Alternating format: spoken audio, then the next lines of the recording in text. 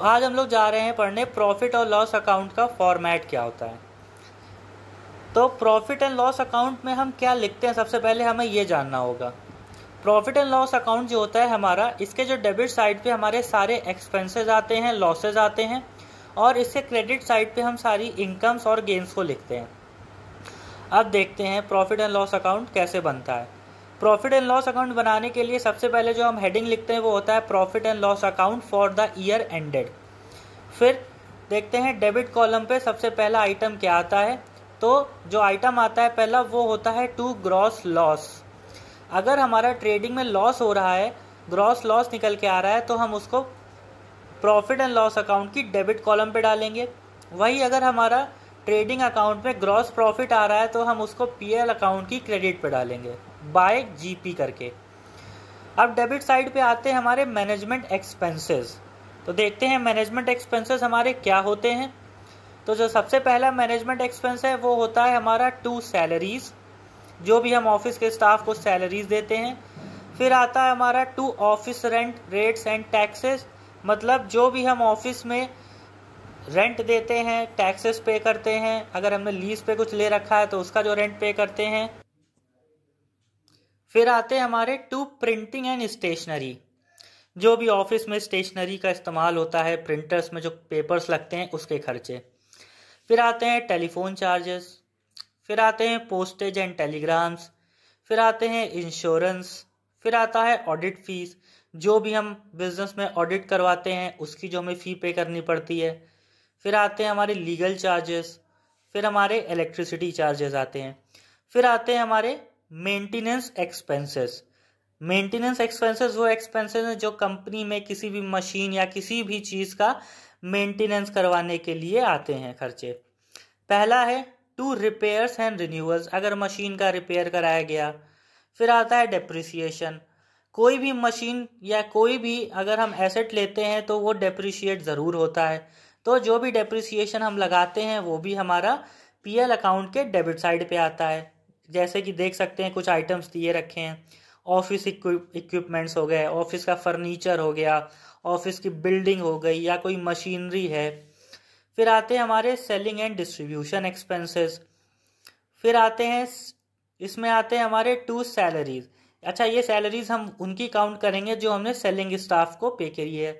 फिर आते हैं एडवर्टीजमेंट, अगर एडवर्टीजमेंट हमने करवाई है तो वो भी आता है पीएल के डेबिट पे। गोडाउन का रेंट अगर हम कोई पे कर रहे हैं या हमने कोई गोडाउन ले रखा है कहीं तो हमें उसका भी रेंट पे करना पड़ता है, वो भी पीएल अकाउंट की डेबिट पे आता है। अब आते हैं हम क्रेडिट साइड पे। क्रेडिट साइड पे पहले मैंने बता दिया था जीपी लाते हैं अगर ग्रॉस प्रॉफिट हो रहा है ट्रेडिंग अकाउंट में, तो अगर लॉस हो रहा है तो उसे हम डेबिट पे डालते हैं पीएल के। अब आते हैं इसमें अदर इनकम्स। अदर इनकम्स में बाई डिस्काउंट रिसीव, अगर हमने किसी से वेंडर से कोई मशीन खरीदी है, उसने हमको कुछ डिस्काउंट दिया है तो वो डिस्काउंट हम एज अ इनकम यहाँ पे शो करते हैं। फिर आता है बाय कमीशन रिसीव। अब आते हैं हमारे नॉन ट्रेडिंग इनकम्स।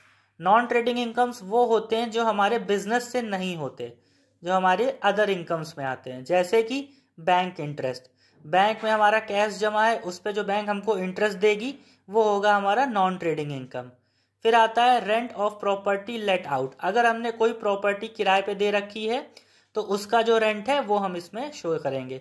फिर आता है डिविडेंड फ्रॉम शेयर्स, अगर हमने किन्हीं कंपनी के शेयर्स खरीद रखे हैं तो उस पे जो हमको डिविडेंड मिलेगा वो भी हमारा एक तरीके से इनकम होता है। अब आते हैं हमारे एबनॉर्मल गेन्स। एबनॉर्मल गेन्स हमारे वो होते हैं जो हमारे नॉर्मल कोर्स ऑफ बिजनेस में नहीं होते।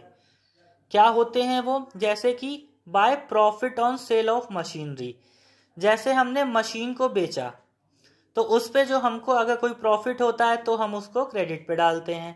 By profit on sale of investment, अगर हमने कोई इन्वेस्टमेंट को बेचा उस पे हमको प्रॉफिट होता है तो हम उसको क्रेडिट पे डालते हैं। अच्छा, अगर इसी टाइम पे हमारा मशीन को बेचने में लॉस हो जाए तो वो हमारा एबनॉर्मल लॉस हो जाता है, उसको हम पीएल की डेबिट पे डाल देते हैं। फिर अंत में यहाँ पे हम नेट प्रॉफिट या फिर नेट लॉस निकालते हैं। क्रेडिट के आइटम्स इतने ही हैं, पर अभी डेबिट में और आइटम्स हैं, आगे देखते हैं। तो पीएल की डेबिट में जो हम आइटम्स डालते हैं वो और होते हैं to carriage outwards, 2 bad debts, अगर हमने किसी को पैसा नहीं किसी से मिला तो वो बैड डेब्ट्स हो जाते हैं। फिर आते हैं प्रोविजन फॉर बैड डेब्ट्स। फिर आते हैं हमारे सेलिंग एक्सपेंसेस या सेलिंग कमीशंस, अगर हमने किसी को अपना सामान बेचने के लिए कोई कमीशन दी हो तो वो भी हमारा पीएल में ही आता है। अब आते हैं हमारे फाइनेंशियल एक्सपेंसेस। तो फाइनेंशियल एक्सपेंसेस है हमारे बैंक चार्ज, जो हमें बैंक में पैसा पे करना पड़ता है किसी भी फैसिलिटी को इस्तेमाल करने के लिए। फिर आता है इंटरेस्ट ऑन लोन्स, अगर हमने कोई लोन ले रखा है बैंक से, उस पर जो हम इंटरेस्ट पे कर रहे हैं वो। फिर आते हैं हमारे डिस्काउंट ऑन बिल्स, अगर हम बिल्स पे कोई डिस्काउंट दे रहे हैं तो वो हो गया। फिर आता है discount allowed to the customer, अगर हम कस्टमर्स को किसी प्रोडक्ट को बेचने पे डिस्काउंट कर रहे हैं तो हम वो भी इसी पे शो करते हैं।